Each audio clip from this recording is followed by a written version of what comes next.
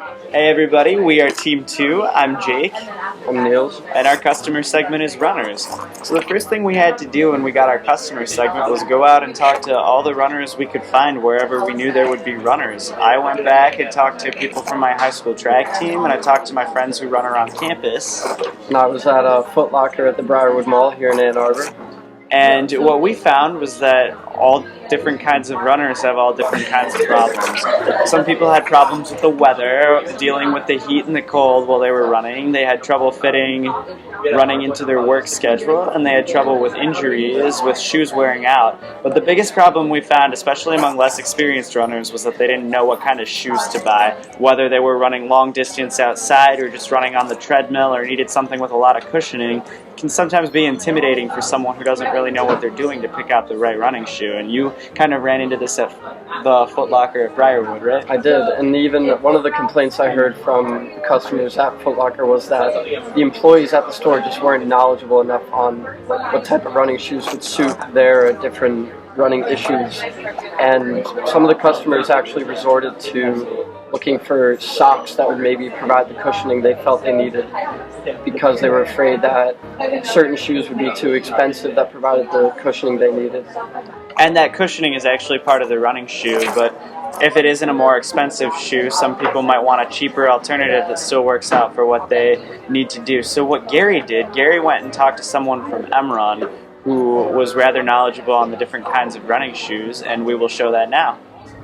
What are some important factors that go into making a decision with shoe purchase? The first thing you really have to consider is the arch of your foot. You could just let any running shoe expert just look at you, or just any shoe salesman really, and they can kind of deem how, if you're a flat foot or an arch, because that will determine the amount of support that's in the middle of the shoe. And if you have the wrong support, then it's putting pressure on the wrong place on your shoe, on your foot, and that could lead to injuries such as shin splints or knee problems.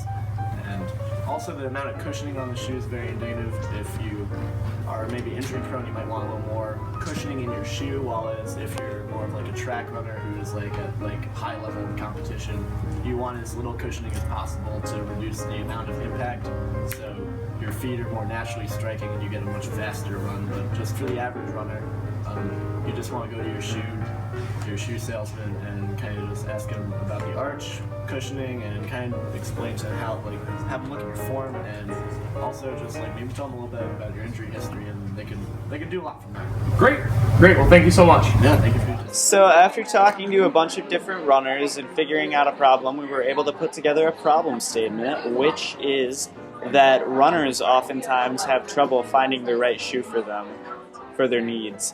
So anyways, we put together a survey after researching a bunch of different models of running shoes that would match runners with a shoe that would fit their needs depending on what distance they would run, what their price range was, whether they needed a neutral shoe which would move with their foot, or a stability shoe which had extra cushioning, and the preferred weight of the running shoe. Go ahead. So some of our key partners were running stores, and we used SurveyMonkey to generate the first survey, and just speaking to all runners of different levels in the beginning. Our main goal with this running survey was to create something that was easy to use and free for runners. We're not looking to make a profit off of this product, since it's really just a very quick survey based on what they need. So we don't really have a cost structure. But going forward, if we did something that was more research intensive, we might charge for customers to access it. Or if certain stores wanted their shoes to be featured in our survey, then maybe we could generate some revenue by advertising for that specific store's inventory. And so initially our customer segment, we assumed it was all runners, but after distributing the survey to a bunch of different runners who were buying new running shoes, we found that people who were less experienced with running were helped by it, but people who had been running for a long time didn't really find out anything new that they didn't already know. So as we move forward, we would adjust our customer segments to focus on less experienced runners, and then add features and information to the survey, more questions, more different models of shoes to the survey to help people who have already been running for a while and might have a better idea what they need, to help them find different kinds of shoes that might work out better than what they've been using.